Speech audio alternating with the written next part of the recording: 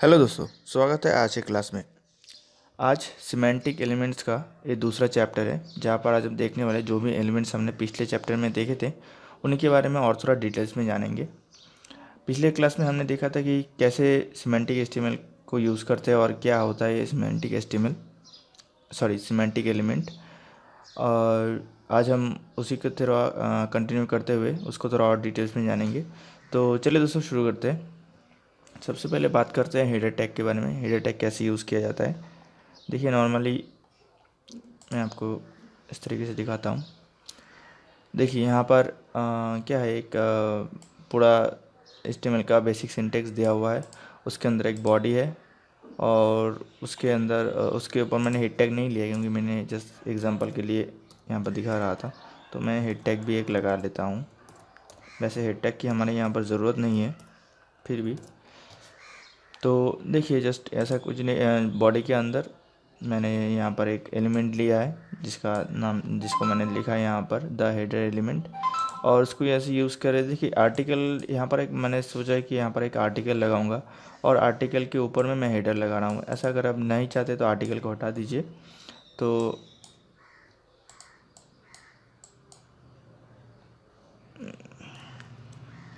इसको मैंने हटा दिया और यहाँ पर देखिए ये हेडर टैग हमारा तैयार है। ये हमारा हेडर पार्ट है, जहाँ पर हम कोई भी बॉक्स वगैरह लगाना हो या फिर कोई भी काम करना हो तो मुझे सबसे ऊपर में दिखाना है जो भी, या फिर बैनर वगैरह जो भी लगाते हैं वो आप इस हेडर एलिमेंट के अंदर यूज़ कर सकते हैं। सिंपली हेडर टैग लेंगे, open tag and header tag close tag, और उसके अंदर जो भी काम करना है वो आप कर पाएंगे। तो ये था आपका हेडर टैग। और दूसरा हम चलते हैं अभी नैप। देखिए जो भी नेविगेशन होता है, जैसे मैं इस पेज में आपको दिखाता हूँ कि ये देखिए यहाँ पर कुछ मेनू वगैरह दिया हुआ है आपके HTML CSS bootstrap JavaScript jQuery MySQL PHP, और उसमें देखिए होम, यहाँ पर नीचे एक्स्ट्रा और एक नेविगेशन लगाया हुआ है। यहाँ पर होम, अबाउट, प्रॉब्लम, फीडबैक कुछ भी दिया हुआ है। और यहाँ पर आपका यही जो नेविगेशन आपका मतलब क्या टूल बार जो है, यहाँ पर नेविगेशन जो बार है आपका, इसको जो आप मतलब बनाएंगे तो वो आप बनाएंगे नैप के अंदर। नैप को अंदर बनाने से वो पता चल जाएगा, डेवलपर या फिर ब्राउज़र दोनों को ही पता चल जाएगा कि ये आपका नेविगेशन बार है। हर एक आपका लिंक के लिए, क्योंकि एक पेज में तो बहुत सारा लिंक हो सकता है। किसी आर्टिकल में कोई लिंक हो सकता है, या फिर किसी सेक्शन में कोई लिंक हो सकता है, या फिर मेन सेक्शन में भी आपका लिंक हो सकता है। कि वो आपका जो भी लिंक है, हर लिंक और आप नैप टैग के अंदर नहीं लिखेंगे। आपका जो भी मतलब मेन आपका नेविगेशन होता है वो जो बहुत ही मेन ब्लॉग वगैरह, मेजर ब्लॉग वगैरह होता है आपका, जैसे एक बहुत बड़ा ब्लॉक है जिसमें बहुत सारा नेविगेशन मैंने लगाया हुआ है। तो ये आप जो भी मेजर ब्लॉक होता है वो आप नैप के अंदर लिखेंगे, ठीक है। और यहाँ पर मेन में चलते हैं अभी। देखिए मैं नहीं, पहले दिखा लेता हूँ मैं आपको नेविगेशन कैसे यूज़ करते हैं। सिंपली देखिए मैंने यहाँ पर क्या किया है, बॉडी के अंदर मैंने एक नैप लिया है और नैप के अंदर कुछ लिंक मैंने दिया है। तो ये देखिए नेविगेशन वगैरह जो भी है ये यहाँ पर शो कर रहा है, ठीक है। तो इस तरीके से आप नेविगेशन वगैरह कर सकते हैं। आपको इसको और भी ज़्यादा स्टाइलिश इस CSS की मदद से कर सकते हैं। मैंने जस्ट सिंपली यहाँ पर डाल दिया है लिंक वगैरह। और इसके बाद मैं आपको दिखाता हूँ मेन टैग में आपका जो भी आपका एलिमेंट होता है, जैसे मेन एलिमेंट जो भी होता है जो हेडर के बाहर वगैरह होता है, और आपका जो आपका हेडर के बाद आता है, और नैप वगैरह यहाँ पर यूज़ नहीं कर सकते। यहाँ पर क्या लिखा है, there must not be more than one main element in document. एक डॉक्यूमेंट में आप एक ही मेन एलिमेंट यूज़ करेंगे, ठीक है। और the main element must not be used in header, article, aside, footer and nav. मतलब आपका मेन एलिमेंट जो है वो आप हेडर टैग के अंदर नहीं यूज़ करेंगे, आर्टिकल टैग के अंदर नहीं करेंगे, असाइड के अंदर नहीं करेंगे, फुटर, नैव इसके अंदर आप नहीं करेंगे, क्योंकि ये मेन एलिमेंट है आपका। जो आप जिस बारे में आपका पेज बना रहे हैं, जिस मुद्दे से, उसी मुद्दे को आपको मेन के अंदर लिखना है, ठीक है। तो वो कैसे करेंगे, तो सिंपली देखिए, जो भी देखिए यहाँ पर मैंने एक पेज बनाया है। तो मैंने क्या किया है कि ये जो द मेन एलिमेंट है उसके बाद से ही मैंने यहाँ पर इस यहाँ पर आपका मेन एलिमेंट स्टार्ट किया है और सारा मैंने काम किया है, और उसके बाद मैंने मेन एलिमेंट को क्लोज कर दिया है। तो ये हमारा मेन एलिमेंट, और उसके बाद भी अगर कुछ रेस्ट बाकी हो जाए जैसे एसेट वगैरह हो तो मैं मेन के बाद बना सकता हूँ। तो ये हो गया। एसाइड वगैरह क्या करता है, एसाइड वगैरह आपके लेफ़्ट साइड या फिर राइट साइड सब जगह में एक डिफ क्रिएट करता है जो आपका मेन एलिमेंट जो है उससे ही रिलेटेड होता है। जैसे यहाँ पर भी आप नेविगेशन वगैरह कुछ यूज़ कर सकते हैं, जैसे क्लिक करते हुए उस पेज में चला जाना या फिर उस सेक्शन में पहुँच जाना। तो ऐसा वगैरह आप कर सकते हैं। जैसे मैं एग्जांपल के तौर पर आपको इसको दिखाता हूँ।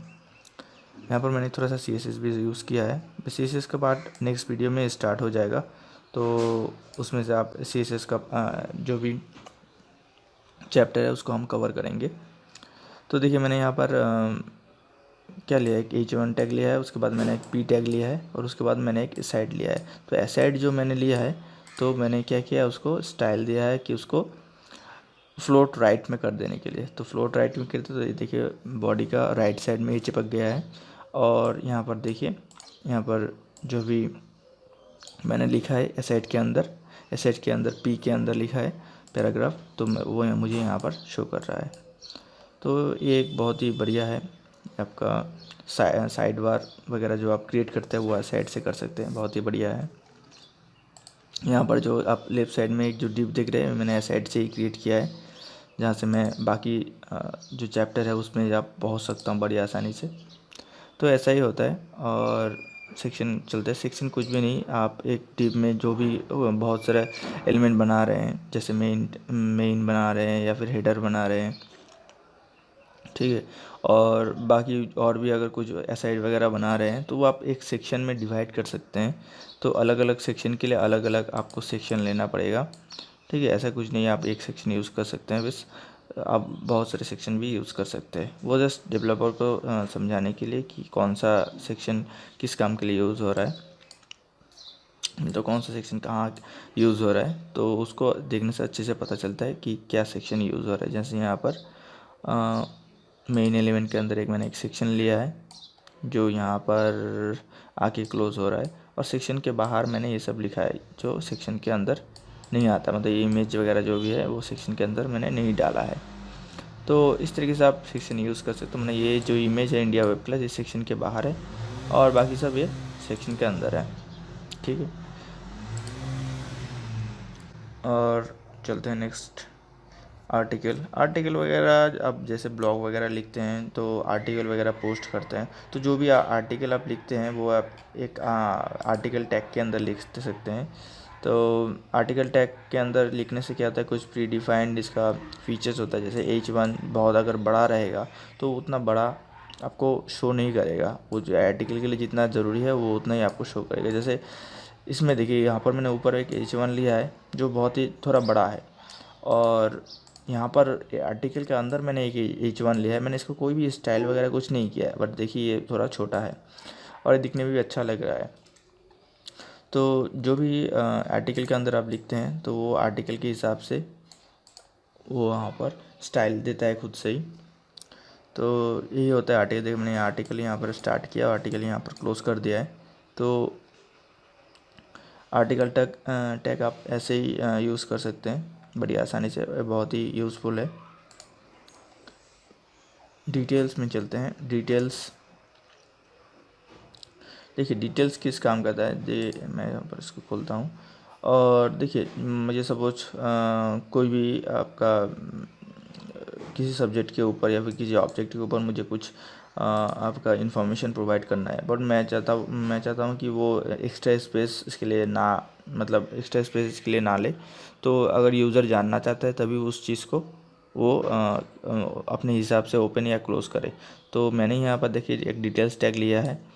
तो डिटेल्स टैग में मैंने जो भी डाला है वो यहाँ पर मैं क्लिक करके आपका यहाँ पर आपका क्लिक करके वो यूज़र देख सकता है जो भी पेज में आता है। वो अगर नहीं देखना चाहे तो इसको नहीं खोलेगा, ठीक है। तो ये ऐसे डिटेल्स हमारा ये टॉगल बार क्रिएट करता है। जो कि बहुत ही हेल्पफुल आता है। और ये जो इंडिया वेब क्लास है इसको आपको एक समरी टैग के अंदर लिखना पड़ेगा, तभी वो यहाँ पर शो करेगा।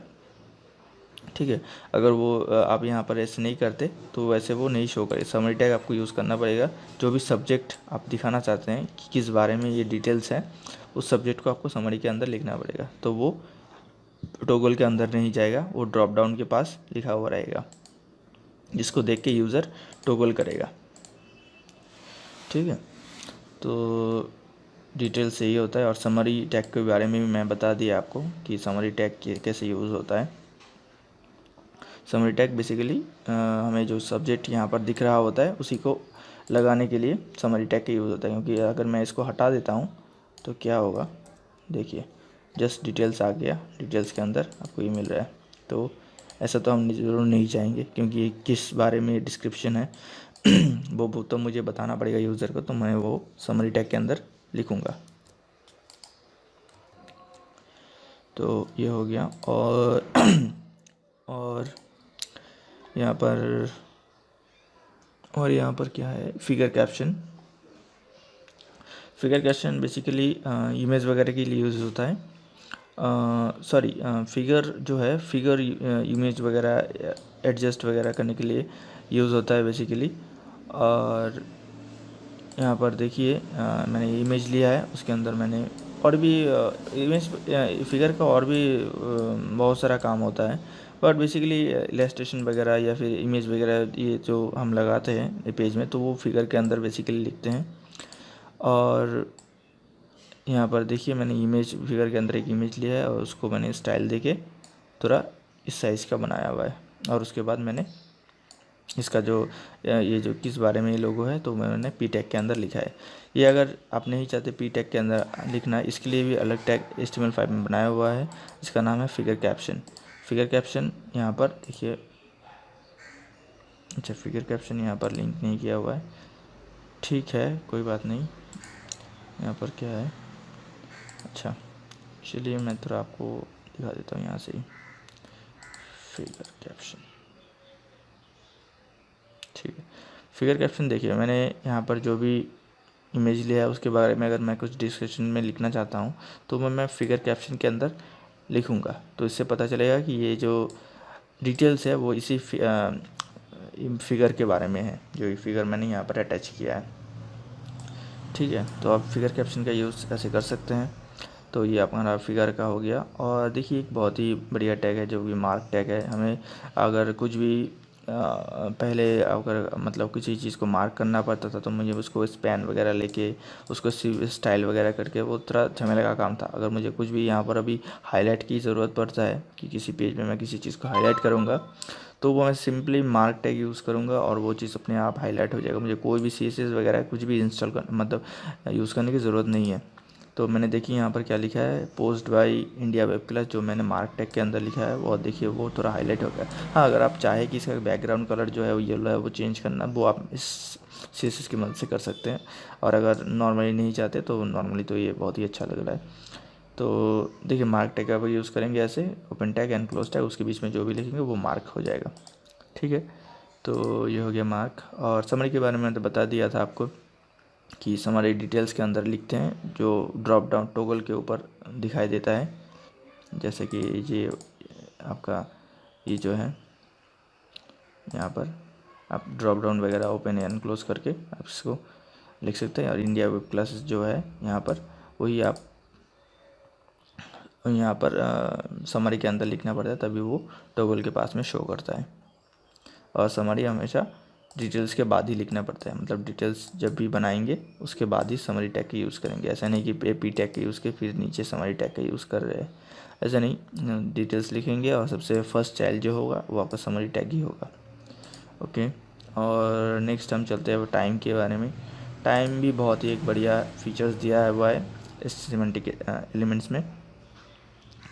देखिए टाइम्स वगैरह हम जो यूज़ करते हैं, जैसे अगर मैं टाइम जैसे यहाँ पर देखिए क्या लिखा है, your class from 10 to 12 every day. ठीक है, अगर मैं इसको अगर 10 और 12 को अगर टाइम के अंदर नहीं भी लिखता, नॉर्मली लिख देता यहाँ पर 10, यहाँ पर 10 और to 12, ठीक है, तब भी देखिए मैं यहाँ पर हटा देता हूँ।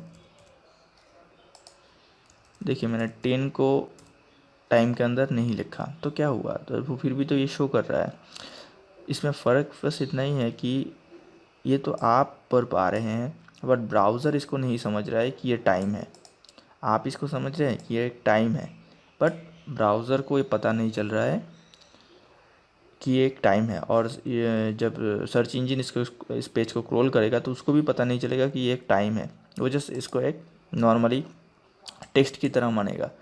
तो अगर हम जैसे यहाँ पर नॉर्मली तो आपका भी काम बन रहा है और आपका सर्च भी हो रहा है, बट अगर आप कुछ चाहते हैं कि सर्च इंजन का कुछ यहाँ पर रिमाइंडर वगैरह दे इस टाइम पे, तो अगर वो आप चाहते हैं कि वो समझ पाए कि इस टाइम पे उसको क्या दिखाना है, टाइम को लेके अगर आप खेलना चाहते हैं तो आपको इसको टाइम बताना पड़ेगा कि ब्राउज़र को ये टाइम है।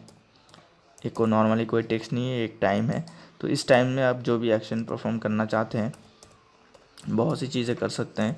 तो उसमें ब्राउज़र को भी समझ आएगा इस टाइम पे आपको वो चीज़ उसको दिखाना है, ठीक है। तो ये जब भी आप कोई टाइम लिखते हैं तो वो ज़रूर टाइम टैग के अंदर ही लिखें, तो वो सबसे अच्छा होता है। और देखिए यहाँ पर डेट टाइम अगर यूज़ करना है आपको तो नॉर्मली एक डेट टाइम का एक एट्रीब्यूट भी यहाँ पर दिया हुआ है। और यहाँ टाइम के अंदर अगर डेट टाइम देते हैं तो वो आप डेट टाइम दे के कोलन के अंदर जो भी आप डेट एंड टाइम दे सकते हैं, तो आप यहाँ पर लिख सकते हैं। इस तरीके से अगर बनाते हैं तो जो गूगल का सर्च इंजन है तो इस टाइम पे आपका वो समझेगा इस टाइम के उसको कोई भी एक्शन अगर परफॉर्म करना है तो इस टाइम पे देख के वो उस टाइम पे आपका वो एक्शन परफॉर्म करेगा। जैसे रिमाइंडर वगैरह देना हो, कुछ भी काम करना हो, तो ये बहुत ही यूज़फुल टैग है, आप इसको यूज़ कर सकते हैं। और यहाँ पर ठीक है, ये तो गया टाइम टैग। और यहाँ पर लास्ट में चलते हैं फुटर। देखिए फुटर आप जो भी पेज बनाते हैं तो लास्ट में आपको फुटर ऐड की। जैसे मैंने इस पेज में देखिए ये मेरा फुटर है, तो जहाँ पर मैंने about navigation our top courses, तो ये मैंने यहाँ पर एक डिव लिया है जो ब्लैक कलर का है, तो ये मेरे पूरा फुटर के अंदर ही लिया है। यहाँ पर कॉपीराइट वगैरह भी दिया हुआ है, तो ये मैंने सब फुटर के अंदर लिया है। ये मैं मेन टैग के अंदर तो ज़रूर नहीं डालना चाहूँगा, और हेडर टैग ये सब के अंदर तो नहीं रहेगा। ये पेज का लास्ट पार्ट है जो मैंने, अगर मैं नॉर्मली या पहले क्या करता था, डिव लेके ये फुटर का क्लास बना के उसको स्टाइल करता था। और यहाँ पर देखिए फुटर टैग के आने के बाद आपको डायरेक्ट फुटर लिखना है और उसके बाद आप जो भी एक्शन परफॉर्म करना चाहते हैं स्टाइल वगैरह वो आप कर सकते हैं। तो सिंपली इसका देखने का तरीका यही है कि आपको जो भी काम है कीजिए, करने के बाद लास्ट में एक फुटर टैग लीजिए। फुटर टैग लेने के बाद आप जो भी उसमें शो करना चाहते हैं यूज़र को, जैसे मैंने यहाँ पर शो किया है कॉपीराइट 2020 और right reserve India web class, और यहाँ पर जो भी फुटर को मैंने क्लोज़ कर दिया है। तो यही होता है सिमेंटिक बेसिकली। और भी बहुत सारा तो कोड है ही सिमेंटिक HTML में आ रहा है। तो ये जो है कोड वो मेन कोड है और इसी को ज़्यादातर यूज़ किया जाता है। तो अगर और भी कोई कोड रहेगा आपको बताने लायक तो मैं ज़रूर बताऊंगा सर्च करके, ठीक है। तो आज के लिए दोस्तों इतना ही। कैसा लगा ये वीडियो बताइएगा मुझे। तो मिलते हैं नेक्स्ट वीडियो में। इस टॉपिक से रिलेटेड कोई भी सवाल अगर रह गया हो तो नीचे कमेंट ज़रूर कीजिएगा। लाइक मैं आप पे छोड़ता हूँ, बट अगर लगता है कि ये वीडियो बहुत ही हेल्पफुल है तो इस वीडियो को ज़रूर शेयर कीजिएगा दोस्तों। और इस तरह के वीडियोस और भी देखने के लिए चैनल को ज़रूर सब्सक्राइब कीजिएगा। थैंक यू दोस्तों, मिलते हैं नेक्स्ट वीडियो में।